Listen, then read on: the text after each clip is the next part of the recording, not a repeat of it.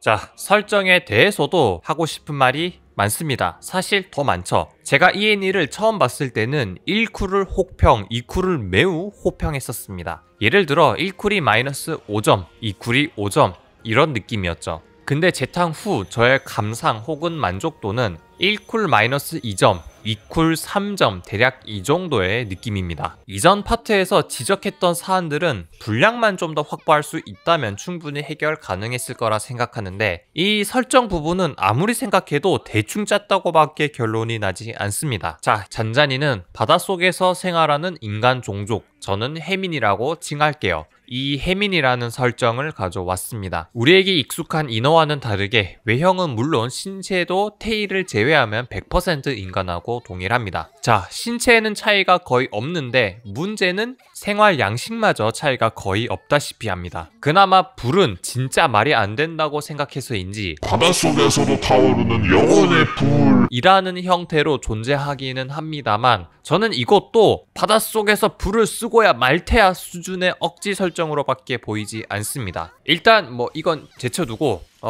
보면요, 첫 장면부터 이 찌개 나베라고 하는 게 더 정확할까요? 아무튼 바닷속에서 국물 요리라니. 테레비, 전화기 같은 전자기기도 있고 식탁에 둘러앉아서 차도 마시고 설거지도 하고 옷은 테이가 물을 흡수해서 빨리 마른다는 설정이 있는데 그럼 책들은 어쩔 건데? 가장 결정적인 건 사람이 물속에서 이렇게나 평범하게 움직이는 건 물리적으로 불가능한데 이건 둘째치고 그렇다면 최소한 얘네들의 평균적인 신체 능력이 월등히 높다는 묘사가 있어야 하는데 그런 거 있었나요? 이거 말고도 세계관에 대한 설명이 너무 부족해서 이건 작가가 너무 하고 싶은 것만 한 게 아닌가 하는 합리적인 의심이 듭니다. 이 작품의 설정을 대하는 태도가 어떻냐? 비유를 좀 하자면 여러분들이 정말 위급한 일이 생겨서 친구한테 도움을 청했어요. 그래서 이 친구가 하루 종일 날 위해서 애써줬어. 그리고 일이 잘 해결됐습니다. 그러면 일단 최소한 밥이라도 한번 사주고 소박하더라도 대우를 좀 해주는 게 예의잖아요. 근데 일 끝나자마자 연락 싹 끊어버리고 남 대하듯이 무시하면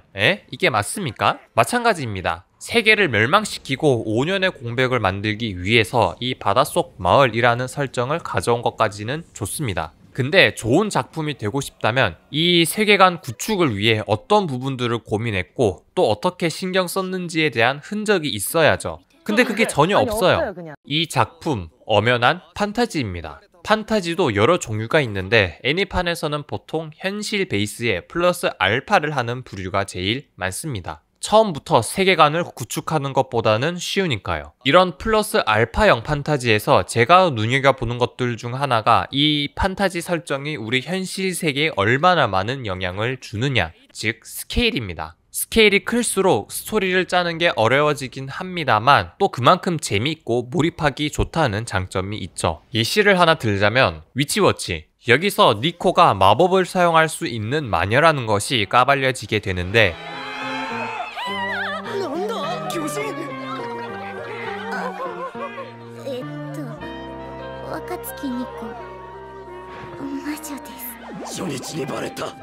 이 애니 세계관이 뭐 여러가지로 등장하기는 합니다만 일단 기본적으로 현실 베이스이거든요. 여기 시민들은 마법의 존재를 몰라요. 그래서 이게 까발려진다는 게 사실 좀 복잡한 문제이긴 합니다만 그냥 얼렁뚱땅 넘어가죠. 이게 뭐 단점이라면 단점이지만 굳이 이 부분에서 트집을 잡을 사람은 거의 없을 거예요. 애초에 애니 자체가 개그물이거든. 원래 좀 병맛스러운 느낌으로 보는 거여서 굳이 지적할 필요가 없는 겁니다. 하지만 잔잔이는 다르죠. 그냥 얼렁뚱땅 넘어갈 수 있을 정도로 작품이 가볍지 않습니다. 이러나 저러나 세계관에 많은 영향을 줄 수밖에 없는 위치에 있어요. 얘네들이 무슨 와칸다 마냥 숨어서 지내는 건 아니잖아요. 이 해민이라는 설정이 부실한 것도 있지만 이 해민이 세계관에 어떤 영향을 미치는지에 대한 고민이 전무합니다. 제가 애니를 보면서 궁금했던 점들이 참 많거든요. 이 해민들은 과연 일본에만 사는지, 14개의 바다 마을이 있다고 했는데 모든 마을에 우로코 같은 신의 사자가 있는지, 기후 이상 징후가 나타나고 있는데 다른 나라 상황은 어떤지, 정부는 이에 대해 어떤 대책을 세우고 있는지, 바다 마을이 있다면 태평양 한가운데 바다 도시 같은 큰 규모의 해민들이 사는 장소가 있는지, 해민들은 육지 사람들과 동일한 인권을 가지는지 등등. 이 작품이 단순한 학원 청춘 일상물이었다면 문제될 게 없어요. 그냥 좀 궁금할지도 하면서 넘겼을 텐데, 아니 지금 세계가 멸망한다니까? 지금 보통 상황이 아닌데 애니를 보면 마치 COCCO와 OCOCC 이외의 장소가 없는 것처럼 느껴질 정도로 외부에 대한 언급이 전무합니다. 요지는 세계관 구축을 너무 대충 했다 이겁니다. 여기까지가 1쿨에 대한 내용이고요. 2쿨은 문제가 훨씬 더 심각한데 미우나로 고점을 찍긴 했지만 저점도 매우 낮아요. 일단 이 따뜻한 눈, 이거 도대체 뭡니까? 바닷속에서도 내리고 하늘에서도 내리고 아주 그냥 하루 종일 내리는데 이게 뭔지 결국 설명해 주지 않습니다. 그리고 히카리, 가장 먼저 동면에서 깨어나 알몸으로 빙판 위에 떡하니 등장하는데 일단 왜 알몸인 건지 모르겠고요. 다른 사람들은 멀쩡하게 입고 나왔잖아요. 그리고 왜 먼저 깨어난 것인가, 이것도 설명이 없습니다. 자, 그리고 마나카에 대해서 얘기를 하려면 일단 과거사에 대해 먼저 알 필요가 있을 것 같아요. 먼 옛날 원래 인간은 바닷속에서 사는 존재였지만 무슨 이유에서인지 인간들이 모두 지상으로 올라가 버렸는데, 그래서 이 해신이 삐졌어. 그대로 토라져서 구석에 짱 박히니까 밖에 막 눈이 오고 기상이변이 생기는 거야. 그래서 사람들이 신이 노하셨다 생각해서 만만한 여자 하나를 제물로 바칩니다. 그래서 그 여자가 해신한테 가서 살려달라고 빌었어. 그리고 해신이 그 부탁을 들어주고요. 이게 바로 백글기 의식의 시초였던 거죠. 아무튼 해신하고 여자는 자식도 생기고 서로를 사랑하며 행복하게 잘 살았습니다. 현재 COCCO의 사람들은 이 해신과 여자 사이에 태어난 자손이라 하네요. 자, 근데 이 여자는 지상에 좋아했던 남자가 있었어요. 해신이 이걸 딱 눈치를 깠지. 지상에 미련이 있구나 하고, 사랑하는 그녀를 위해서라면 기꺼이 지상으로 돌려보낼 넓은 마음은 있는데, 문제는 그 남자가 이 여자를 구하겠답시고 바다에 뛰어들었다가 되졌습니다. 해신은 이를 어쩐담 하고 갈등하다가 여자한테서 누군가를 사랑하는 마음을 빼앗고 지상으로 보내버립니다. 그리고 혼자 쓸쓸히 지내다가 산산조각이 났나봐요. 과거사에 대한 전말은 이렇습니다. 자, 그리고 현대로 돌아와서 해신의 힘이 엄청 약해졌대. 그 이유는 사람들이 떠났기 때문인데, ウミガミ様が人から遠ざかったのではない。人がウミガミ様を忘れ離れていったのだ。祈りがなければウミガミ様も力を失う。ウミガミ様のお力はかつてとは比べようもなく弱く小さい。